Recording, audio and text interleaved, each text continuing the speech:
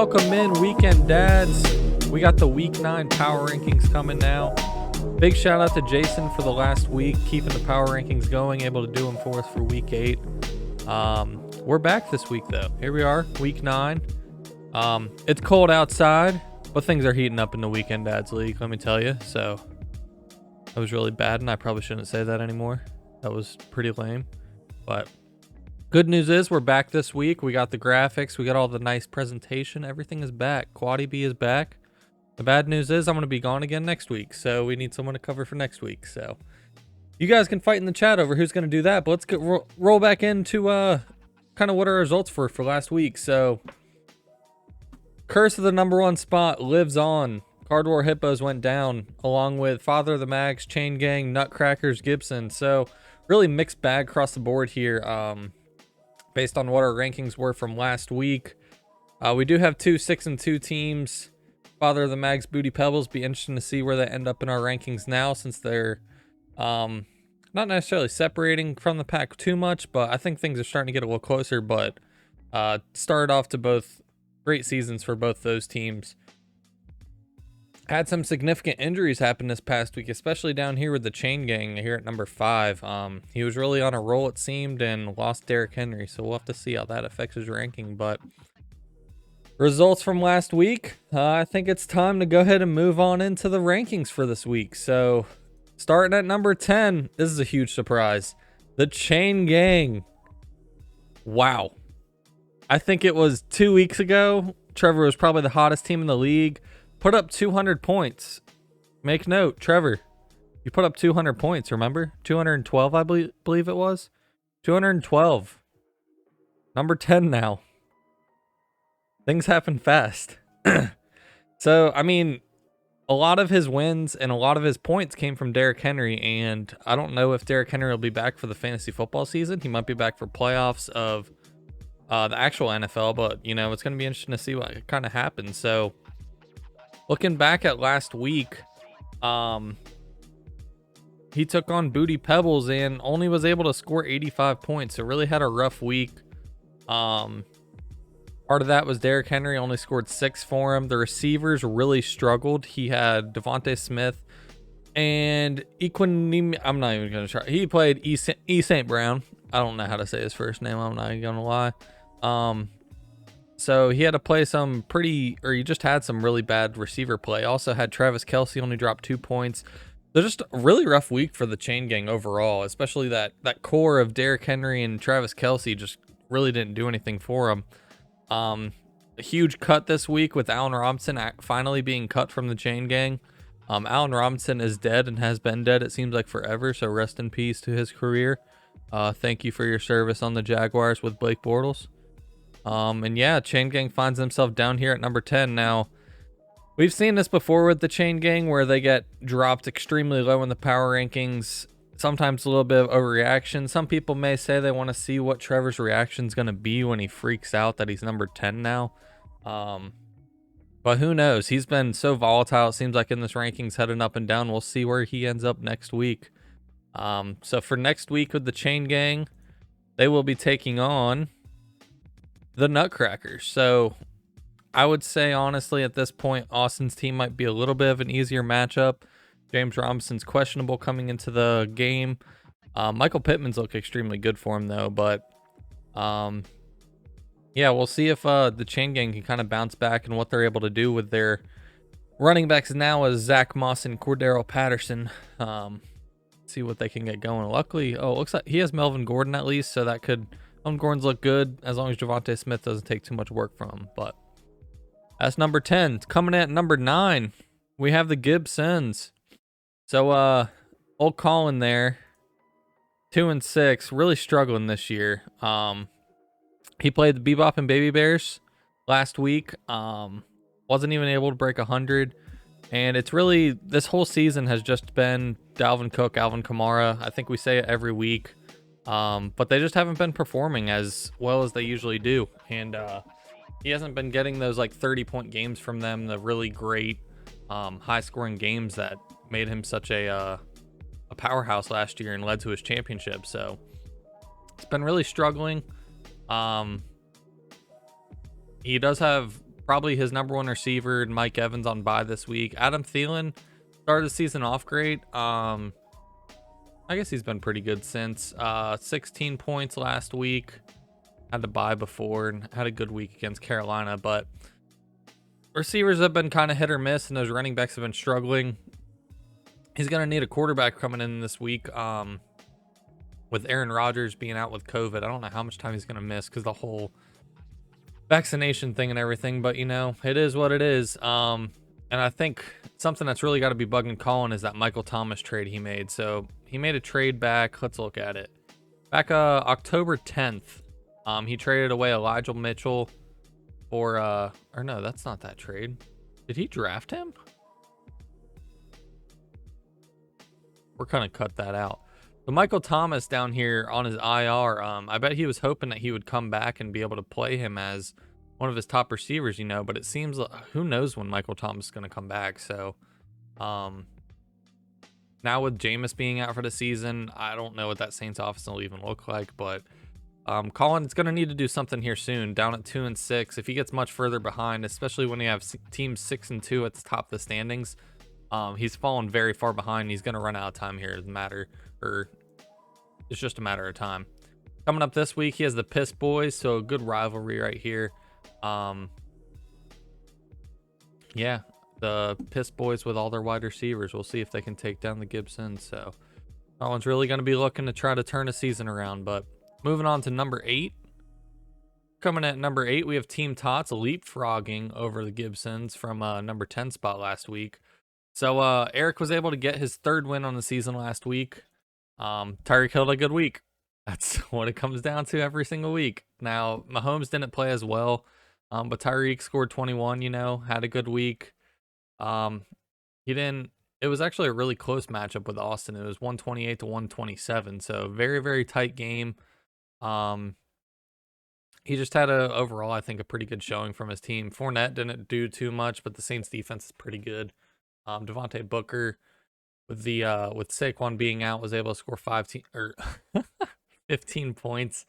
So that's respectable. And DK Metcalf had a good game, Across the board, pretty good game for the Team Tots. And he really needed to make up ground because if, like Gibson's, he couldn't fall to 2-6 and get that far behind. So coming up this week, he'll be taking on the Zorillas, who might be one of the hottest teams in the league right now. So it's going to be hard for Eric to keep it going, especially when he has Fournette, DK, Hawkinson, and his defense all on bye. So Eric, you have a lot of a lot of waiver work to do here, man.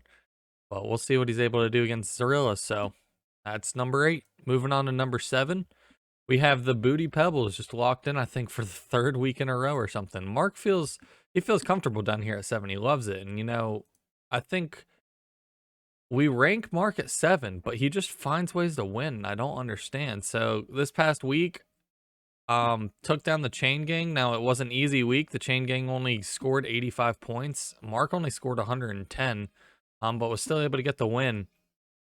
Played Joe Burrow, who he hates on the Bengals all the time, and he hates the Bengals offense, but they got him that win. Tyler Lockett had a great game. Godwin had a great game. Otherwise, it wasn't a great showing from his team, but he just finds ways to win. So I know this week he's going to be taking on the Bebop and Baby Bears, and he said it's basically his bye-apocalypse. Which, if you didn't have week 7 buys, then I don't know how your team's good, but he has McLaurin, Godwin, Lockett, Russell Wilson, who's hurt anyway, Antonio Gibson, and J.D. McKissick all on bye. And then the remainder of his players are Michael Gallup and CEH, who are on IR. So the team roster he has out there right now is what he's going to be rolling with. Some have to look and think Kenny Golladay revenge game possibly from last year, but we'll see. He's really banking on CMC being out, and hopefully he can play Chuba and be able to get some points there. He got the pickup of Jeremy McNichols, hoping that he's going to be playing with Derrick Henry being out. So we'll really see what Booty Pebbles is able to do this week against Bebop and Baby Bears. So moving on to number 6, we have the Nutcrackers hopping up 2 spots. So I don't know how Austin went up 2 spots, even though he's only 2-6. He even came in the chat declaring, it might be rebuilding time and looking forward to next year. He was talking about potentially trading away players for buy or for keeper value next year. So I mean, it all started with, well, it's been a rough season for the Nutcrackers anyway. They made a big trade, trading away Austin Eckler for Calvin Ridley a couple weeks ago. With Ridley now stepping away, it seems it puts them in a really hard pinch where they kind of gave Eckler away for free at this point. So hopefully, whatever's going on with Ridley is able to he can work it out. He's able to get back soon. Everything's okay on his end, but on the Nutcracker side of things, he really needs that help at wide receiver. Now, Michael Pittman has been great for him. Kadarius Toney could potentially be a great pickup. He's looked extremely explosive out there. Najee Harris has been great. So the core of this team, it isn't bad. It's just he's gotten extremely unlucky. I feel like this season has some really rough losses. Like last week, the 1 point loss. Actually, it wasn't even a full 1 point. He had it was what, a 0.9 point loss really to Team Tots. So coming up this week, he's got the Chain Gang, who are kind of reeling after their Derrick Henry injury. So we'll see what Trevor's able to do. I know he's a little upset and distraught over losing Henry, and kind of sucks after you already lost Kareem. And we'll see if Antonio Brown's able to get back soon for him, but he'll be on bye this week. So see if the Nutcrackers can get things corrected. 2-6 record, you got to make your moves now, Austin. If you lose probably like 2 more games, you might be out, man. But yeah, that's going to be number 6. Moving on to number 5, the Bebop and Baby Bears. So we're just hanging out kind of mid-pack right now. People don't know what to think of the Baby Bears. And I don't even know what to think about the Baby Bears right now, if we're being real. Hopefully Christian McCaffrey comes back. I feel like I'm being abused by him on a weekly basis of just blue balling me of like, yeah, he might be coming back and he's going to sit out. Oh, he's coming back and he's on IR. It's like, we got to figure this out, man. Was able to make that big trade for Austin Eckler, which proved to be pretty great, honestly. Got rid of Calvin Ridley, got really lucky, and avoided a landmine there. And Eckler's been great, scoring 21 last week.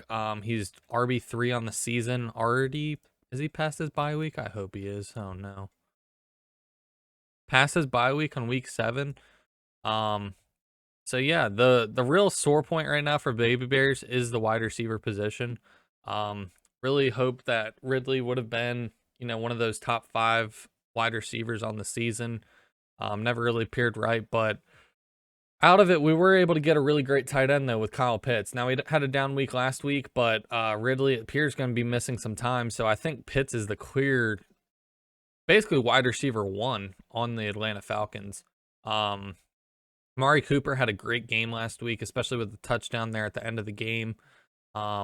He seems like he might be a little hit or miss, just depending on how the Dallas offense is doing. And they have so many weapons with CD, Zeke, Tony Pollard, the tight ends. Like, there's just so many ways for Dak to get that ball out. Well, it was Cooper Rush last week, I guess, but I did see that CD Lamb appeared like injured his ankle or something in practice, so he's kind of being limited right now. If he was to miss time, that would be a huge up for Amari this coming week. And yeah, we'll kind of see how the Baby Bears are able to do. So they'll be taking on Booty Pebbles this week, and this is going to be a big thing for the Black Division. So I think most of the Black Division's all at like 4-4, and then Mark's at the top. Yeah, so we have 3 teams 4-4 in the Black Division. Mark at the top with 6-2. So I know the rest of the Black Division will be rooting for the Baby Bears to get that win, help close the gap down there, or up there to the Booty Pebbles. So gonna be number 5. Coming in at number 4, we have the Piss Boys. Dropping 2 spots even, despite, I believe they won last week. Hold on, pulling up the scores. So yeah, last week for the Piss Boys, they were able to get that win over the Cardboard Hippos, so big win. Huge weeks from AJ Brown, Darrell Henderson. Tannehill played pretty okay, but I think what will be interesting coming in here is how Tannehill's going to respond now to not having Derrick Henry. That could really help his AJ Brown and Ryan Tannehill stack, or it could really hurt them where Tannehill feels a lot more pressure, and they don't have that run game that they can really just put their back on. defenses can play the pass a little bit more, maybe not have to worry about Derrick Henry breaking those 70-yard touchdown runs. We'll really see how that ends up. I think the soft spot for the Piss Boys has been all season running backs. Darrell Henderson has proven to be great. That was a great pick, Jason. I'll give you props on it. But that RB2 spot, it seems, has just been like a revolving door of just trying to find someone to put in there. So he has Kenneth Gainwell in there now, or he had him in there last week. Spent a good amount of fab on him, if I remember, and only 2 points. Like, just really rough week. The tight end position has also been a worry for the Piss Boys. I think they've been trying to get different tight end opportunities, basically, or different guys to plug in there. It seems like nothing's been working. Right now, it's currently open. He drafted Kittle originally. Kittle wasn't even performing well, I feel like, this season, and then went on IR. So yeah, I think that's the 2 gaps pretty much right now. It looks like this week he's going to be trying to roll out the other Philadelphia running back in Boston Scott. So he's just going to keep throwing stuff at the wall there with the Philadelphia running back, seeing if we get something to stick. Luckily, this week he'll be taking on the Gibsons, who's might be one of the weaker teams in the league. Who really knows?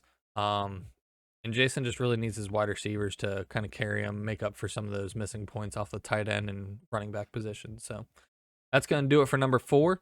Moving on to number 3, we have Father of the Mag. So Jimmy just sitting there secure at number 3. Jimmy still has been a surprise, this season. Had a really rough week last week. I think he only scored 72 points.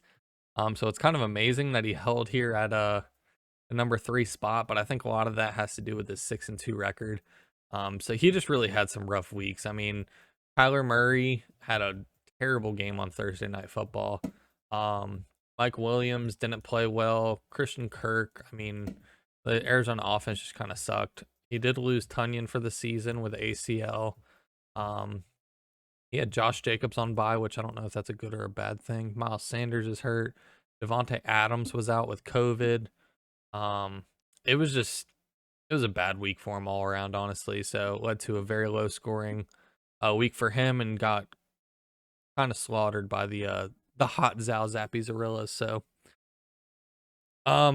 looking at this week, he does have Josh Jacobs back. He's got Chase Edmonds in there and Kyler Murray, so he's going for that Arizona stack with Christian Kirk as well in the flex. Devontae Adams is still listed as out. We're hoping that he can be back for the games, but it appears that Rodgers is going to be missing. So I don't know if they said if Jordan Love's going to start or not. So that'll be interesting, something to watch. Jamar Chase has been great all season for Jimmy. He's been, after people thinking he might have been a bust, it appears he's not going to be a bust. So he's been solid all year. Yeah, he'll be taking on the Cardboard Hippos this week. And that should be a pretty big and important game, honestly, there for the white division. So these are the 2 top teams. Father of the Mags at 6-2, Cardboard Hippos at 5-3. And that's kind of battle for the division right there. I'm trying to look at their points for on this season.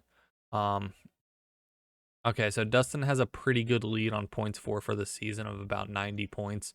So unless Jimmy beats him by like 90, if Dustin wins that game, he should take the lead of the division. So definitely going to be one to watch on, or keep your eye on, check out. So we'll move on to number 2. Coming at number 2, it's going to be the hot Zal Zappy Zorillas. So Zayd's been on fire lately. Started, I think, what was he, like 1-4 or something? He's on a 2-game win streak. So he was 2-4, and he's fought back to 4-4 now. Has had some great weeks, had 146 last week, had 155 the week before. And he's been playing great, or his team's been playing great. He hasn't been doing shit. But good week last week, 146 points. Good week from Aaron Jones. Cooper Kupp has been absolutely on fire. Is he the wide receiver 1 in the season? He is. So that's outstanding. Another great week from Deebo Samuel as well, who's a 4th wide receiver in the season. So yeah, he's gotten these like value pick wide receivers that he got that have ended up being top 10 guys. And have been awesome for him. Michael Carter had an outstanding week for him. And yeah, Zayd's on the up. I think quarterback's a little iffy with Kirk Cousins in there, but when you got your other positions scoring, you'll make it work. Surprised he hasn't tried to trade Brandon Cooks yet to Dustin. Wait for Dustin to trade one of his running backs away for Brandon Cooks. We know he loves him. And yeah, coming up this week, he'll be taking on Team Tots. So I would expect this to be an easier week, honestly, for the Zorillas. And they're projected to win by about 50 right now, but that's before Eric has made his roster adjustments. But yeah, we will see how that works out. Zaid coming in at number 2, fighting his way back up the standings. So that leaves us with one team coming in at number 1 spot. It's going to be the Cardboard Hippos at 5-3. So like I said before, they'll be taking on Father of the Mags this week. Big game. Took on... Oh, I'm clicking the wrong thing. Last week, he took on the PIs Boys. Got the loss, but still holds true at that number 1 spot. It wasn't necessarily a bad week for the Hippos. They still scored 120 points. Just wasn't enough to kind of top the PIs Boys there with their 131. Looking at Dustin's team overall, though, I mean, it's solid, man. He has Josh Allen there at quarterback, so a locked-in quarterback, 2 locked-in running backs with Zeke and Jonathan Taylor. Looking back at our draft, it's kind of amazing how far Jonathan Taylor fell down now. People just did not feel confident in him, but he's number 2 running back on the season, been outstanding. Wide receivers, Keenan Allen, Deontay Johnson, Justin Jefferson, all solid guys, going to get plenty of volume. Tight end Dalton Schultz, he can kind of be hit or miss, like we talked about before with that Dallas offense. And then you look at his bench, and he's got solid depth, honestly. Javonte Williams, Damian Harris, Devin Singletary, like great running back depth on the bench. Jalen Waddle, I think, could eventually be a star. It's going to just more be if Tua can kind of evolve and take the next level to be an NFL quarterback. He was able to get Robbie Anderson off waivers, who Robbie's been getting the volume, and it's like if he could just catch the damn ball, he would actually be a really good fantasy player, but he's just been dropping, it seems like, everything. So there we go. We have it. Cardboard Hippos at number 1. That's going to do it for our rankings for the week. So it seems like things are starting to settle in, especially like, you know, Mark at his number 7 spot just really loves that 7. Jimmy hanging out there at number 3, Colin kind of hanging towards the bottom. It seems like him and Eric are just flip-flopping at the bottom, but I think it'd be interesting to, like, I might have to chart these and kind of see how people have moved like throughout the weeks and all that, and just see the ups and downs of different teams. Would be interesting. So that leads us into Game of the Week, sponsored by Wilma this week. So Wilma's Game of the Week for week 9 is going to be the Cardboard Hippos, first Father of the Mags, and the Chris Berman's Boomer Bowl. So this will be a big matchup, as I said before, for the white division. I think I have the records wrong for it, so don't mind it. Dustin is at 5-3. Jimmy's at 6-2. Huge matchup for these guys, though. Really going to be for the top of that division. And yeah, should be 2 really good teams going head to head against each other. So leave a comment down below who you think's going to take the W on that one. Thank you for tuning in. We will see you guys next week. Well, I won't see you, but you'll see someone next week. So yeah. All right. Bye.